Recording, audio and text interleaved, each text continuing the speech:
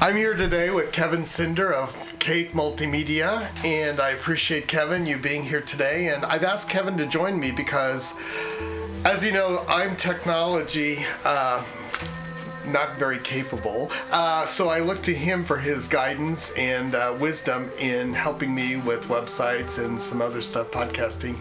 And Kevin, I'd like you to just share a little bit about the opportunities services you have for others. Kake Multimedia is a development and content creation firm.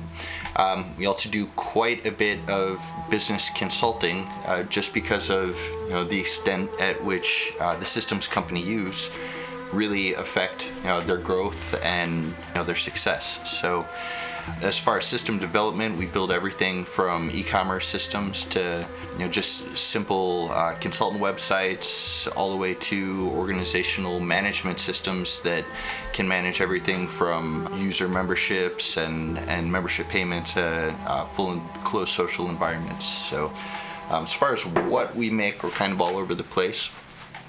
We also do quite a bit of creative content development, meaning video production, graphic design, writing projects, things like that. What's the best questions to be asking that they have the most qualified individual or the best, able to communicate with each other, since they may be technology challenged too, so they don't know all the formal words in that part. As you know, I don't either. I'm very simple. It is, as you stated, really important to, as you're seeking a service provider, definitely find somebody that you're comfortable talking to, especially if you're a person who struggles a little bit, with technical proficiency. Being able to communicate and get to your objective, even if you're not entirely confident with what you're talking about, is obviously the most important thing. So make sure you connect with someone who's willing to give you the time to listen and is willing to invest the time to really come to understand your business and your goals, so that you're not paying into someone else's version or someone else's understanding of what you're trying to do. Well, and I know also that the packages vary in prices for everything, but if an individual is just wanting sort of a very simple website with not too much and they're not selling products and stuff, what would be maybe an average price that they should be looking at for getting started from scratch, a website?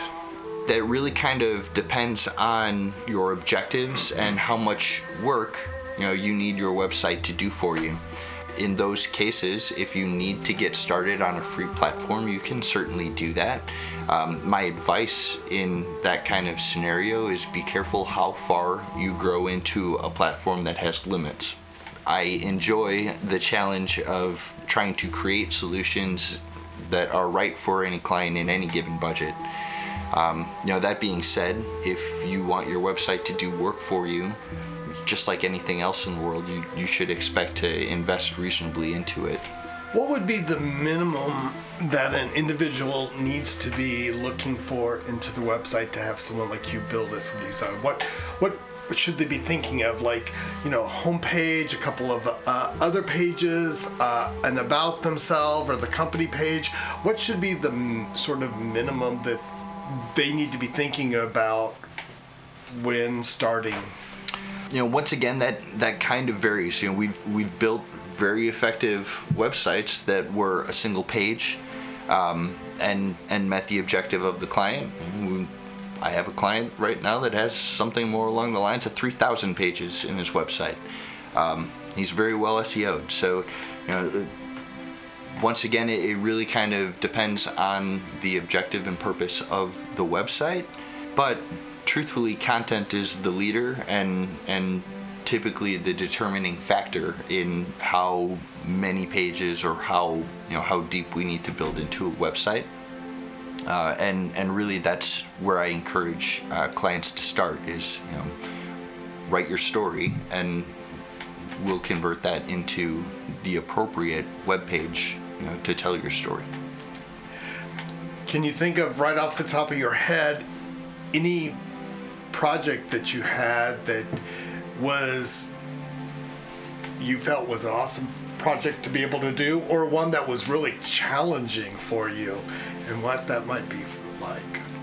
One of the benefits of being the owner of a creative firm is, really, first of all, I try not to take on projects that I don't enjoy. And furthermore, I'm a little bit of a creative character, so I bring quite a bit of creativity to most of the things that I work on. So most of the work that I do is pretty enjoyable. I think everything has a challenge to it. Working in production, we're dealing with aesthetics. We're dealing with a whole lot of objective opinion. We're also dealing with a whole lot of math. So everything's a little bit of a challenge. We're creating things that have to work together and interface with other systems. So every single circumstance is kind of a new challenge, and that's one of the things that I really enjoy about what I do. Okay. Well, a couple things that I can input in regards to Kevin is patience. We were just dealing with a few things before we started this podcast, because I'm trying to grow and expand on some stuff with my websites and podcast and videos, and he was explaining and going to be helping me get some more platforms, I guess you call them, is the technical word, down for the podcast or whatever. But also, I've noticed with working with Kevin, if there is a lack of communication, of understanding, he tries to get it clarified and get that problem resolved, so you're then both on the same language page and not having that. So I appreciate that part on that. So if someone wants to contact you, what is your contact information? Well, you can always email me at kevin@Kake Multimedia. Kake Multimedia is spelled with a K. It's KakeMultimedia.com. You can also visit the website, which is Kake Multimedia, spelled the same way, .com. Well, I appreciate your time today, Kevin. Thank you. Well, thank you for the opportunity. It's fun to talk to you, Jeff.